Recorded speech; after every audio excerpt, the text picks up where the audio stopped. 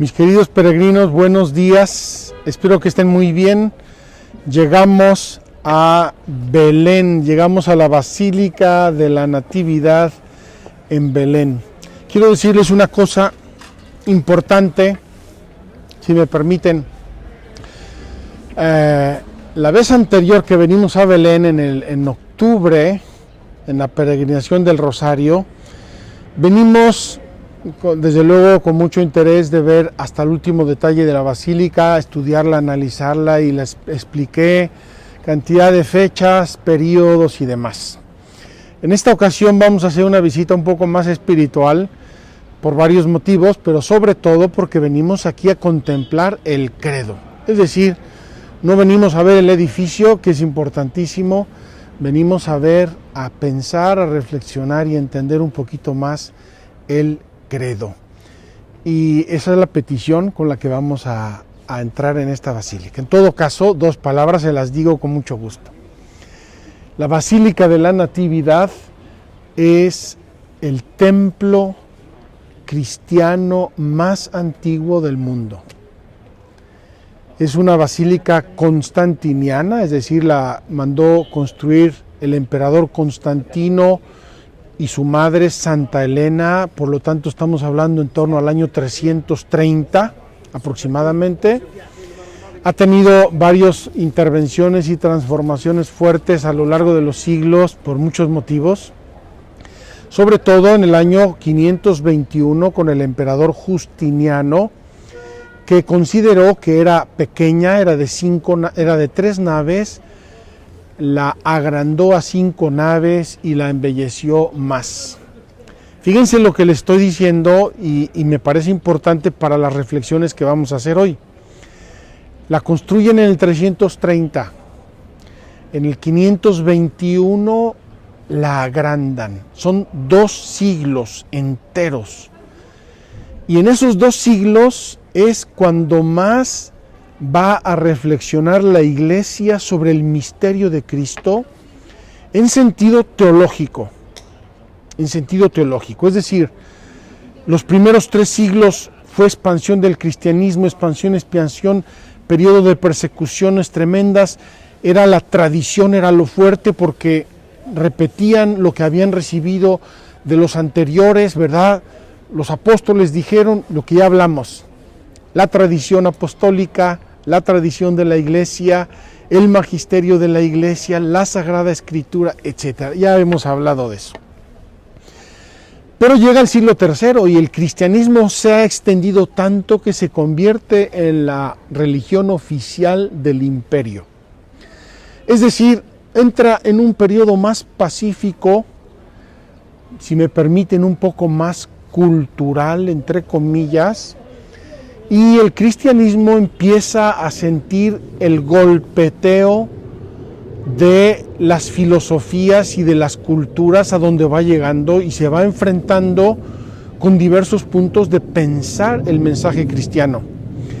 Y entre el año 325, concilio de Nicea, primer concilio ecuménico, Nicea 325, hasta los años 700 aproximadamente, vamos a tener una grande fecundidad de concilios ecuménicos, es decir, reuniones de toda la Iglesia a orar, a discutir, a pensar bajo la guía del Espíritu Santo para entender mejor el misterio de Cristo. Y así hoy voy a mencionar varias determinaciones de los concilios que responden a cuestiones. Nosotros las llamamos herejías, errores. Vamos a suponer una y nada más la digo ahora, por ejemplo. El misterio de decir que Jesús es hijo de María, verdadero hijo de María, pero es hijo de Dios. Alguno dice, bueno, imagínate que tú coges un envase, pones un poquito de Dios, un poquito del hombre, pum, pum, pum, ahí está Jesucristo. No es una mezcla que más o menos salió bonita. Jesucristo es el Verbo eterno de Dios, verdadero Dios, y es el Hijo de María, verdadero hombre. Entonces, se dieron, repito, diversos tipos de problemas, de críticas, de herejías, de cuestionamientos, Y eso hizo que la iglesia se viera obligada a reflexionar, a pensar, incluso a crear nuevos términos, como el término persona, por ejemplo, el término substancia. Son términos muy serios de la filosofía y de la teología que explican o intentan explicar el misterio de Cristo. Entonces, queridos hermanos, lo digo porque en esta basílica, en la parte superior de la basílica, en ambos lados, están mosaicos maravillosos que tienen los textos, las resoluciones de los concilios. Fíjense, esta iglesia fue testigo de los grandes primeros concilios ecuménicos: Nicea, Constantinopla, Calcedonia, Antioquía, Éfeso. Para los que tienen un poquito de conocimiento, todo esto les suena. Esta iglesia ya existía, fue testigo, y las resoluciones de los concilios están escritas en los mosaicos arriba, que luego vamos a ver. Bien, una interpretación espiritual de la entrada de la basílica. Esa puertecita la hicieron para que no entraran los musulmanes con camellos y caballos, pero se le ha dado una interpretación espiritual y que me parece importante y hermosa. Hay que agacharse, hay que agachar la cabeza, hay que hacerse pequeño para entrar en un misterio tan grande. Aquí no vale el superinteligentísimo genio que sabe todo, conoce toda la historia, entonces nos va a explicar. No vale. Aquí vale el humilde, el sencillo, el que dobla la rodilla, el que ora, el que le pide a Dios la gracia de entender cómo es posible que Dios, el Dios eterno, la palabra, el logos, se haya hecho un niño y haya venido a esta gruta a nacer para vivir con nosotros, por nosotros y para salvarnos. Antes de que llegáramos nosotros, vi llegar un señor de Belén, grande, más grande que yo y más fornido, con un niñito, lo traía de la mano y le venía explicando, creo que era su abuelo o su bisabuelo, porque ya era una persona mayor, traía a su hijito y le venía explicando que esta era la iglesia de la Natividad. Y Dios, hermanos, qué hermoso hacernos niños y entrar aquí con los ojos abiertos como ventanas y el alma, el corazón, para pedirle a Dios que nos deje entrar en este misterio de amor, en este misterio gigante. Vamos a entrar también nosotros, vamos a hacer inmediatamente nuestra catequesis a la entrada de la basílica, con la grande basílica de la Natividad por detrás, y luego vamos a hacer un recorrido un poco breve para ir a adorar la estrella, el lugar donde, no adorar la estrella, para ir a venerar la estrella donde nació Jesucristo, el Hijo de Dios, y espero que vengan conmigo, vengan con su corazón de niños, para que también ustedes adoren al niño Jesús.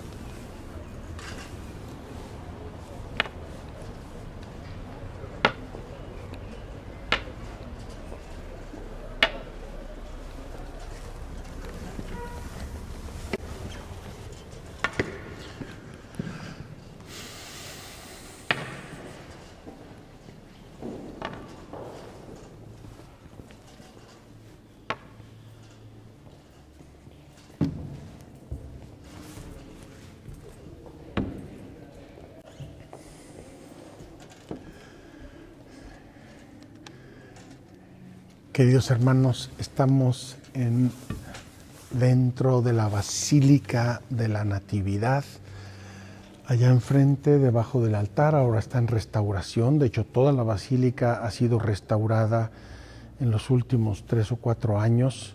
Un trabajo gigante, costosísimo y muy especializado.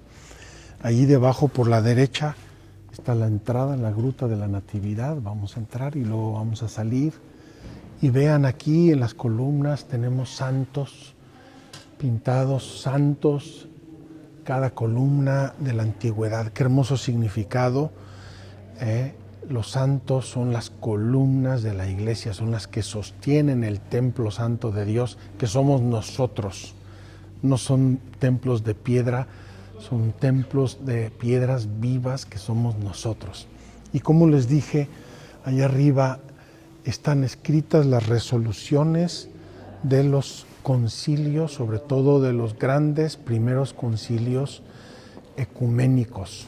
Muy importantes esos concilios, porque en ese tiempo la Iglesia no se había dividido todavía entre Oriente y Occidente y todas las divisiones que siguieron después. Queridos hermanos, aunque soy peregrino y debo cargar mi mochila, la verdad me está cansando, vamos a dejarla para ir a nuestra catequesis. Vamos a pedirle a Dios que Felipe aguante la cámara sin mucho movimiento, porque vamos a estar aquí un ratito. Vamos a tratar de explicar este grande misterio. Como les decía antes, la otra vez venimos en un ambiente más, quizá más espiritual, no sé si es el término exacto, más espiritual. Visitamos el lugar, lo explicamos más. En esta ocasión venimos más a la verdad. Dice así el artículo 3 que vamos a contemplar hoy. Ayer les dijimos en Nazaret que invertimos los párrafos porque convenía más al lugar. Dice, el Hijo de Dios se hizo hombre. El Hijo de Dios se hizo hombre. Y voy a leerles el credo apostólico porque es mucho más sintético que el credo niceno-constantinopolitano, que es el que se reza en la mayoría de los países. Dice así el credo apostólico: creo en Jesucristo, su único Hijo, nuestro Señor, que fue concebido por obra y gracia del Espíritu Santo, nació de Santa María Virgen, y ahí acaba el misterio de la encarnación. Creo en Jesucristo, su único Hijo, nuestro Señor, que fue concebido por obra y gracia del Espíritu Santo, nació de Santa María Virgen, En cambio, nosotros vamos a añadir un poco el credo niceno-constantinopolitano. Aquí estamos saltando entre los dos símbolos de la fe que ya hemos comentado.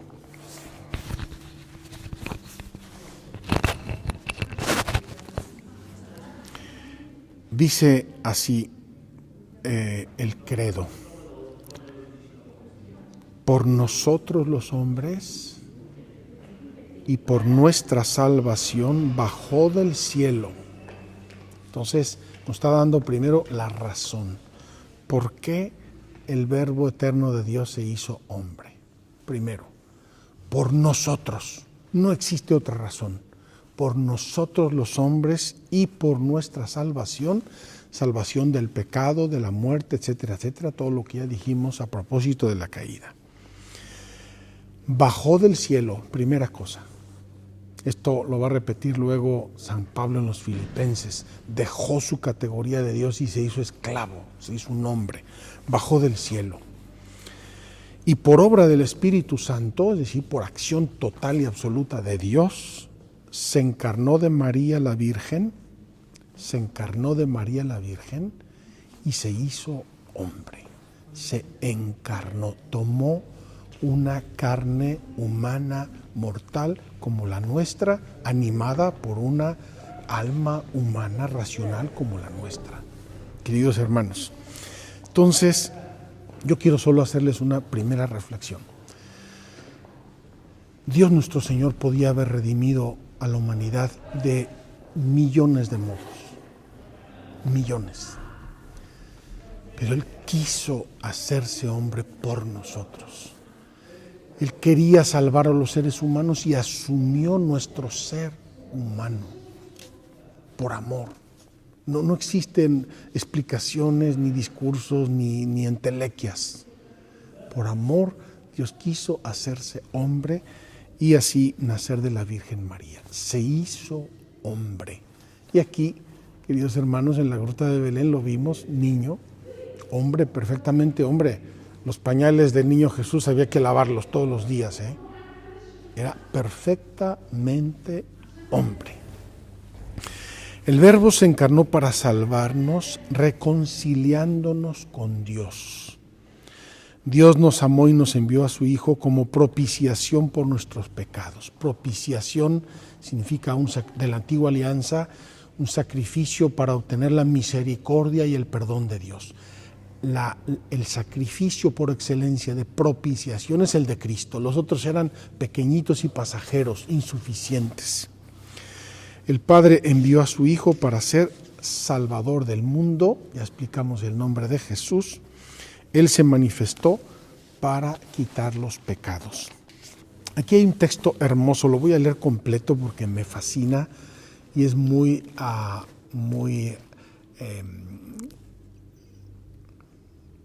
explícito. Dice: nuestra naturaleza enferma exigía ser sanada, desgarrada, ser restablecida, muerta, ser resucitada. Habíamos perdido la posesión del bien, era necesario que se nos devolviera. Encerrados en las tinieblas, hacía falta que nos llegara la luz. Estando cautivos, esperábamos un Salvador, prisioneros, un socorro, esclavos, un libertador. ¿No tenían importancia estos razonamientos? ¿No merecían conmover a Dios hasta el punto de hacerle bajar hasta nuestra naturaleza humana para visitarla, ya que la humanidad se encontraba en un estado tan miserable y tan desgraciado? Se conmovió el corazón de Dios por amor nuestro. Y aquí nos da el catecismo 3 razones del por qué el Verbo de Dios se hizo carne, por qué el Verbo se hizo un hombre como yo. Primero, se encarnó para que nosotros conociésemos así el amor de Dios. Queridos hermanos, si no nos conmovemos viendo este misterio y contemplándolo, yo no sé qué tendríamos que hacer. ¿Qué tendría que hacer Dios? No sé, que chocara la Vía Láctea contra el sistema solar, no lo sé. Dios hecho hombre por amor nuestro. Tanto amó Dios al mundo que dio a su único Hijo para que todo el que cree en Él se salve. Segunda razón, el Verbo se encarnó para ser nuestro modelo. Y Jesús lo dirá muchas veces, y los apóstoles lo dirán muchas veces. Jesús es la encarnación de las bienaventuranzas. Jesús va a vivir la ley hasta la última coma. Por lo tanto, nos está enseñando cómo quiere Dios que vivamos y nos lo va a decir. Aprended de mí, que soy manso y humilde de corazón. Darnos ejemplo de vida. Tercero, el Verbo se encarnó para hacernos partícipes de su naturaleza humana. Queridos hermanos, nos hizo hijos de Dios a nosotros. Por eso, en la Sagrada Escritura y en la liturgia aclamamos a Jesucristo como el primogénito, es decir, el primero de muchos hermanos. ¿De cuántos? De todos nosotros. Quiero comentarles que en la misa, cuando el sacerdote mezcla en el vino una gotita de agua, es el significado de que Dios es el vino y nuestra humanidad es una gotita de agua que se funde, se mezcla con el vino. Y el sacerdote dice una oración maravillosa. Per huius aquae et vini mysterium, eius efficiamur divinitatis consortes, qui humanitatis nostre fieri dignatus es particeps. Decimos así: por la mezcla de esta agua y este vino, te pedimos, Señor, poder participar de la divinidad de aquel que se dignó participar de nuestra humanidad. Fíjense, al preparar las ofrendas estamos poniendo sobre el altar el misterio de la encarnación, que no solamente es que Dios bajó, se hizo hombre y nació en Belén, sino que a nosotros nos admitió en su propia divinidad. Segundo, la encarnación. ¿Por qué? Ya vemos el por qué. ¿Por qué Dios se hizo hombre? Segundo, la encarnación. Y la Iglesia llama encarnación, vamos a dar la definición, al hecho de que el Hijo de Dios haya asumido una naturaleza humana para llevar a cabo por ella nuestra salvación. Queridos hermanos, este es el misterio de la encarnación, el hecho de que el Hijo Eterno de Dios haya asumido una naturaleza humana, es decir, se haya hecho hombre, perfecta y verdaderamente hombre, para a través de esa naturaleza humana llevar a cabo la obra de nuestra salvación. Y aquí me recuerdo a San Ignacio de Loyola, que al contemplar este misterio pone en escena la Santísima Trinidad viendo al mundo.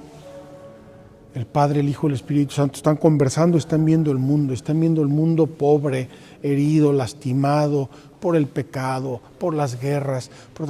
Y en esa contemplación delibera la Santísima Trinidad con mucho amor infinito, vamos a salvarlo, y entonces deciden que venga el Hijo y que se haga hombre. Es un modo como San Ignacio de Loyola contempla este grande misterio, pero tiene mucho de razón, es una decisión amorosísima de Dios. Y quiero inmediatamente subrayar un concepto teológico que nos va a acompañar un poco en varias de estas reflexiones. Este concepto teológico dice: unus de Trinitate, una de las personas de la Trinidad, una de las personas.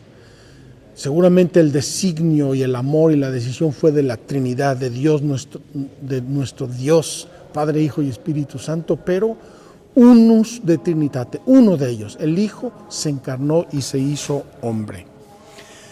Así nos dice la Sagrada Escritura: tened entre vosotros, es la carta a los Filipenses, tened entre vosotros los mismos sentimientos que tuvo Cristo Jesús.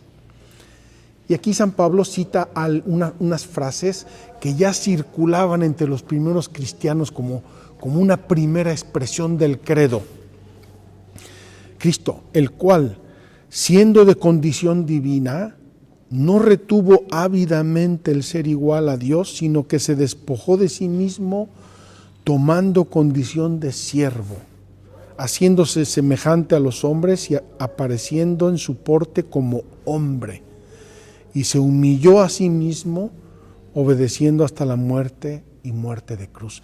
Queridos hermanos, este himno que repite San Pablo a los filipenses circulaba ya entre los primeros cristianos casi como el primer núcleo del credo sobre la persona de Jesucristo. Estas expresiones tendríamos que grabarlas en nuestras casas, en el frontispicio de nuestras casas, junto con nuestro credo. La fe en la verdadera encarnación del Hijo de Dios es el signo distintivo de la fe cristiana. Queridos hermanos, el cristianismo está fundado en Cristo. ¿Quién es Cristo? El Mesías, el ungido, el enviado por Dios, que se hizo hombre. Luego, queridos hermanos, la teología y la Sagrada Escritura. Paula, si me presta el yucat, por favor. La Sagrada Escritura, en la tradición de la Iglesia, van a hacer un grande trabajo. Voy a leer solamente un párrafo como resumen, porque es imposible. Yo estudié este tema durante meses, durante mi teología. Simplemente voy a enunciar un párrafo de todas esas jaloneos que tuvo el conocimiento de Cristo en los primeros siglos del cristianismo.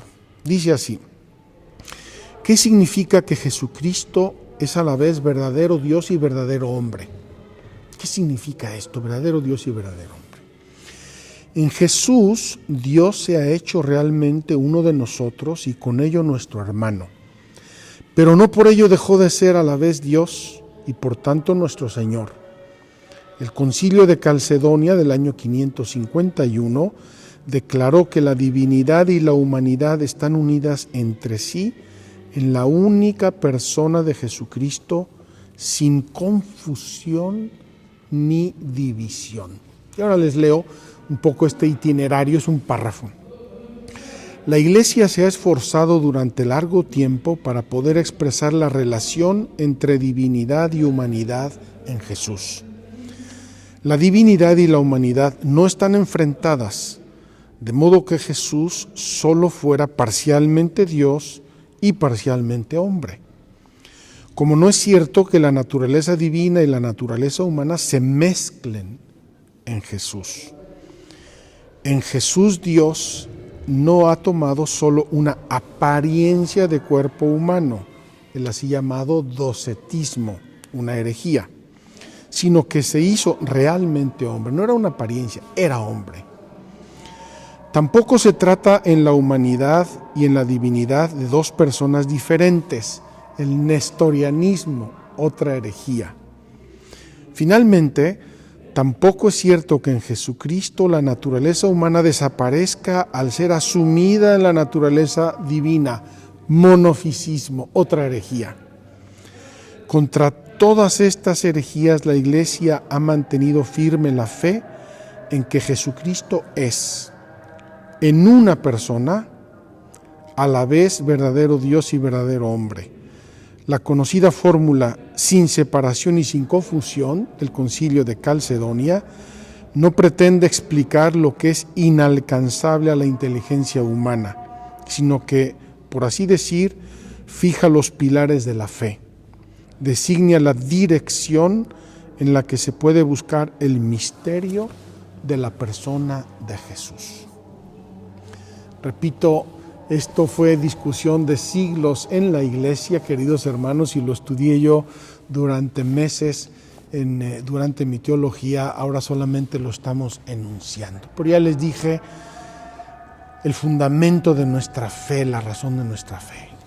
Una persona, la segunda persona de la Santísima Trinidad, verdadero Dios, que se hace verdadero hombre. Y esta es nuestra fe, esta es la fe de la Iglesia. Me da tentación de leer más cosas, pero no nos da literalmente el tiempo.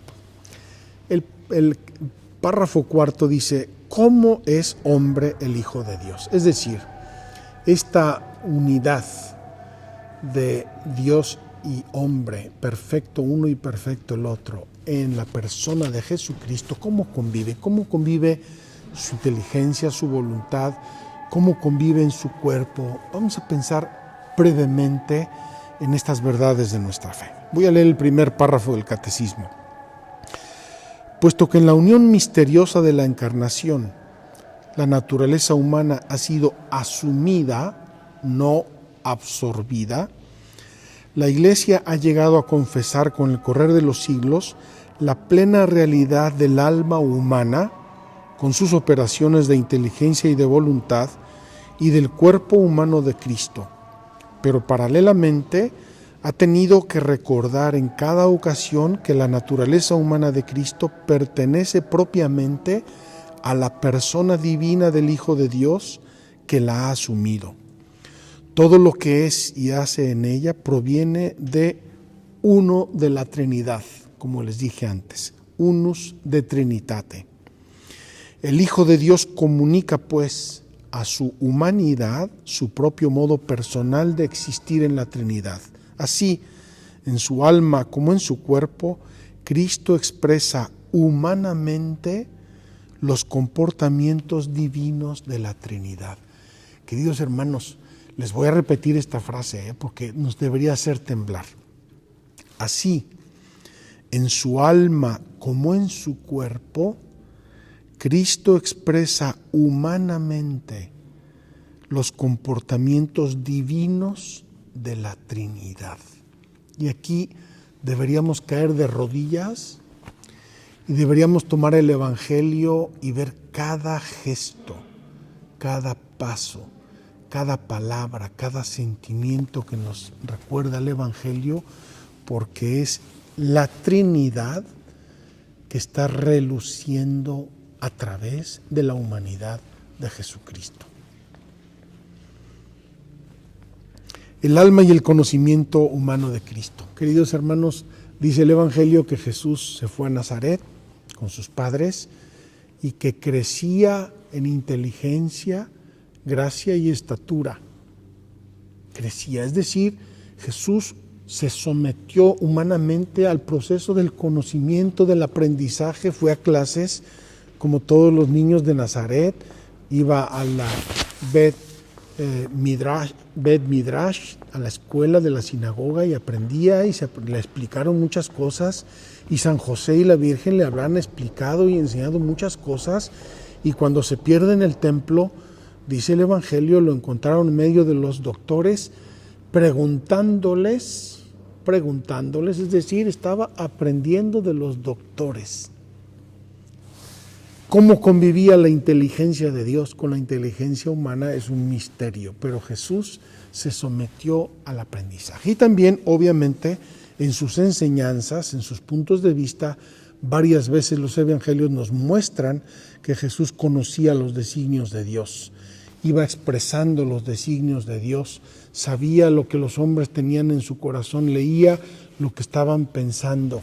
Y así va Jesús demostrando que tiene la inteligencia de las cosas como verdadero Dios y la inteligencia de las cosas como verdadero hombre.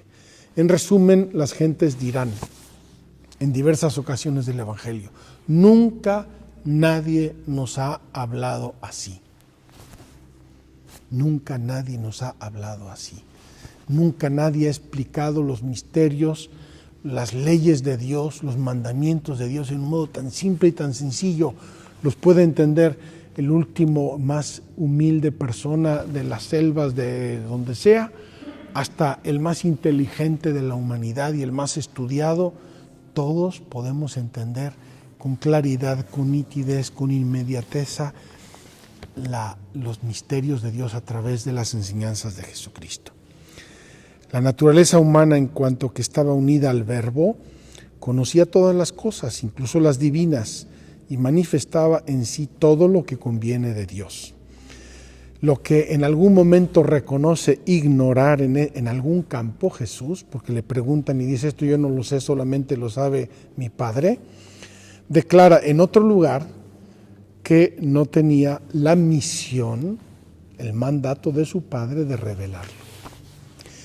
En el capítulo 15 de San Juan, 15, 16, 17, que es donde Jesús nos revela más su intimidad y nos habla más de sus relaciones con el Padre y de su persona divina, dice: yo solamente les he enseñado lo que recibí de mi Padre.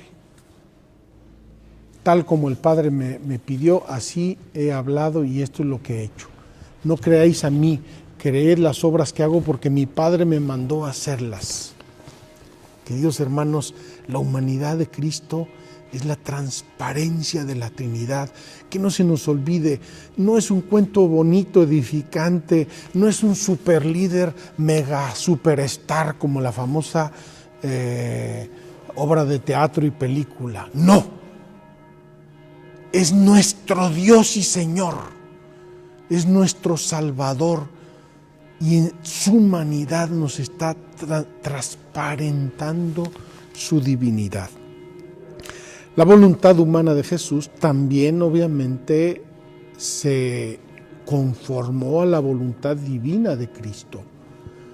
Y así Jesús muchas veces expresa su voluntad. Esto lo quiero y lo quiero así. Y ahora voy a hacer esto porque es mi voluntad. La voluntad humana y la voluntad divina que convivían. El cuerpo de Cristo es un cuerpo sacrosanto porque también en su humanidad refleja a su divinidad, y por eso nosotros hacemos esculturas de Cristo, por eso hacemos retratos de Cristo. Y incluso en el periodo iconoclasta, cuando quemaron todas las imágenes y dañaron todas las imágenes de todos los frescos y mosaicos y de todo, era una herejía iconoclasta, porque nosotros, cuando veneramos una imagen, no veneramos la imagen, sino la persona representada en la imagen. Queridos hermanos, si yo tengo una foto de mi mamá, a quien quise muchísimo y la sigo queriendo muchísimo, y le doy un beso a su fotografía, no estoy besando un pedazo de papel, estoy expresando que quiero besar a mi madre. Y eso es lo que nosotros hacemos cada vez que veneramos las imágenes santas.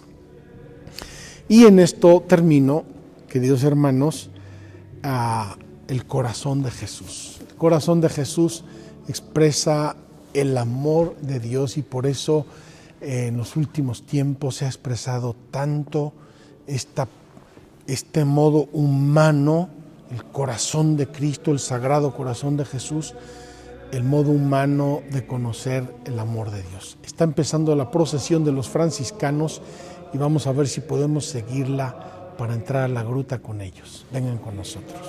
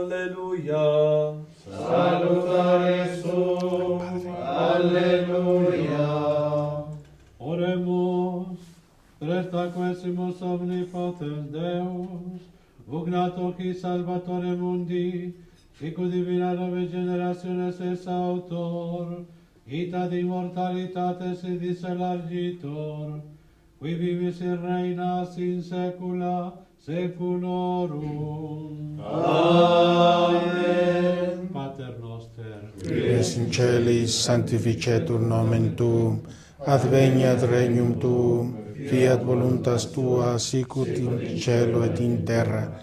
Panem nostrum quotidianum da nobis hodie, et dimitte nobis debita nostra, sicut et nos dimittimus debitoribus nostris, et ne nos inducas in tentationem, sed libera nos a malo. Amen. Ave Maria, gratia plena Dominus tecum, benedicta tui mulieribus, et benedictus fructus ventris tui, Iesus.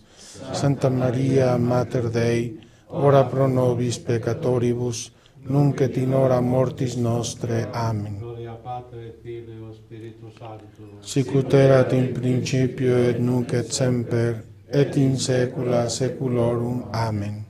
Quando vegli ergo sacri, Plenitudo temporis, nixus festa parce Patris, natus orbis condito, atque ventre virginali, carne factus prodit. vagit infans inter arcta, Queridos hermanos, se está incensando en este momento el pesebre, la gruta del pesebre en la gruta de la Natividad. Stricta pingit fascia. equa patri filioque, Inclito paraclito. Ahora está incensando el altar de la adoración de los magos dentro de la misma gruta. Cuius alma nostre demit, atque servat gratia. Amen.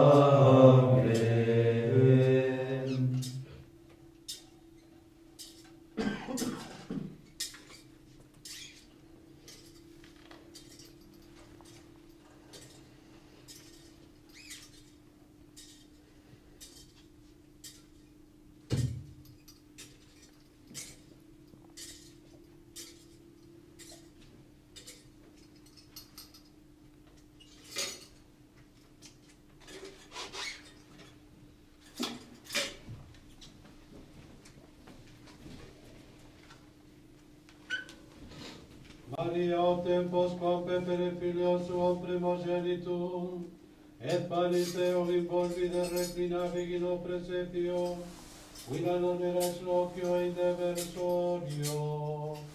consideravi opera tua et expadi. In medio dorm animalium, Oremus, Domine Iesu Christe, quad informando corda nostra paupere lumines inter animalia, in o presepio apparere dignatus est.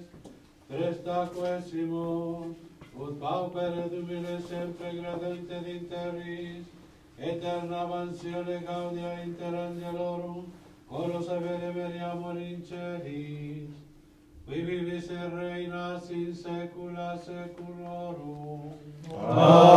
Amen. Pater noster, Qui es in celis, sanctificetur nomen tuum, adveniat regnum tuum, fiat voluntas tua, sicut in cielo et in terra. Panem nostrum quotidianum da nobis hodie, et dimitte nobis debita nostra, sicut et nos dimittimus debitoribus nostris, et ne nos inducas in tentationem, sed libera nos a malo. Amen. Ave Maria, Gratia plena Dominus tecum, benedicta tu in mulieribus, et benedictus fructus ventris tui, Iesus.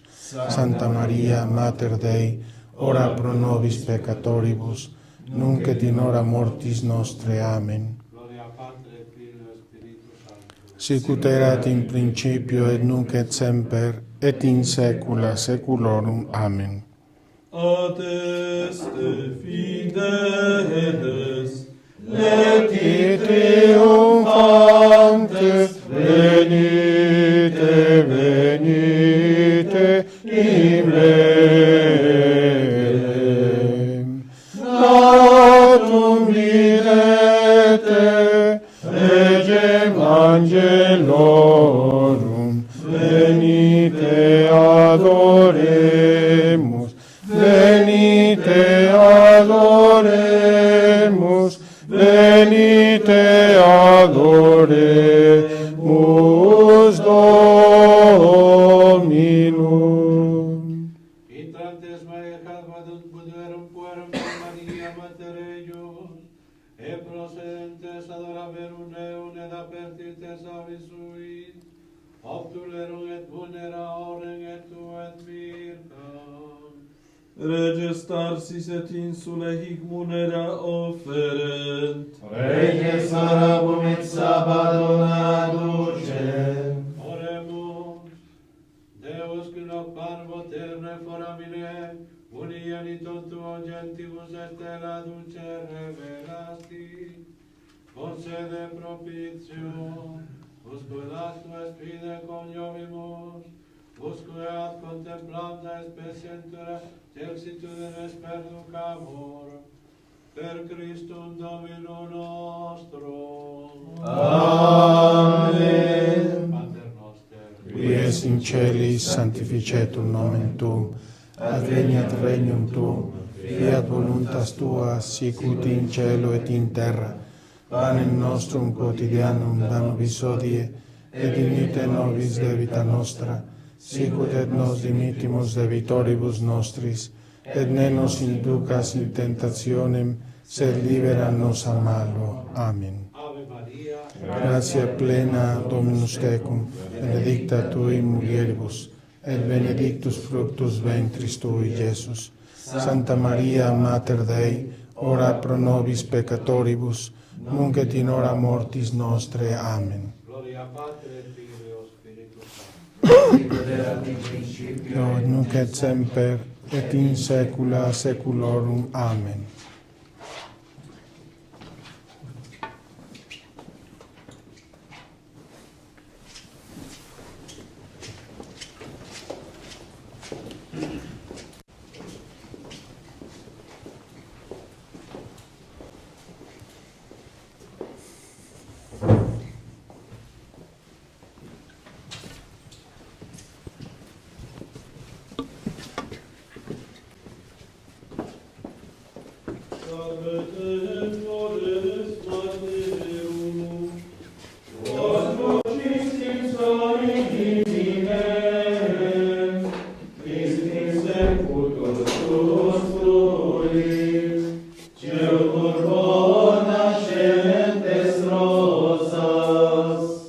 Dos prima Christi victiva, Simulatorum tenem,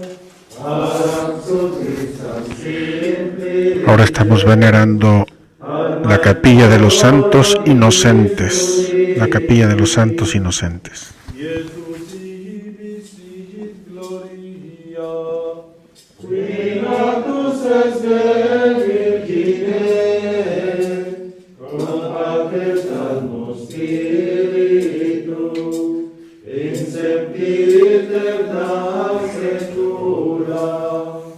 Amen.